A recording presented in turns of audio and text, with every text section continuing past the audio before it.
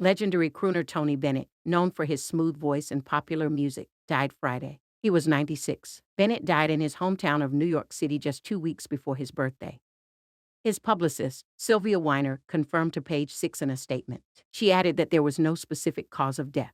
Tony left us today, but he was still singing the other day at his piano, and his last song was Because of You, his first #1 hit. A post on his Instagram stated on Friday, "Tony, because of you we have your songs in our heart forever. Yeah, I left my heart in San Francisco." Singer, who often said in interviews later in life that he wanted to be remembered as a nice person, had been diagnosed with Alzheimer's disease in 2016. "There's a lot about him that I miss," his wife, Susan Benedetto, told AARP Magazine in 2021 while sharing the health news for the first time publicly. "Because he's not the old Tony anymore. But when he sings, he's the old Tony." Among his many admirers was Lady Gaga, who put out 2 albums with the musical icon, 2014 Seconds Cheek to Cheek and 2021 Seconds Love for Sale. "He's my friend. He's my musical companion. And he's the greatest singer in the whole world," the poker face singer, 37, told the crowd during one of their performances.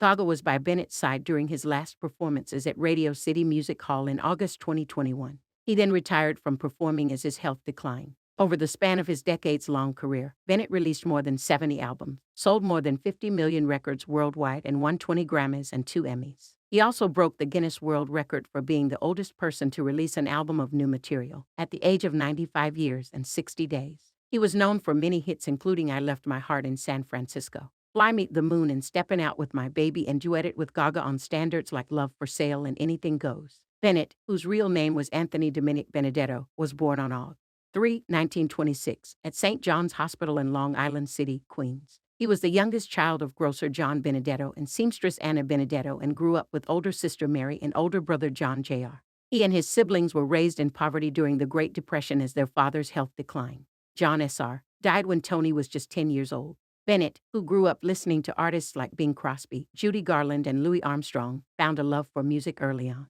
At the age of 10, he performed at the opening of the Triborough Bridge beside Mayor Fiorello LaGuardia. And by 13 years old, he was singing for money as a waiter in several Italian restaurants in his Queens neighborhood.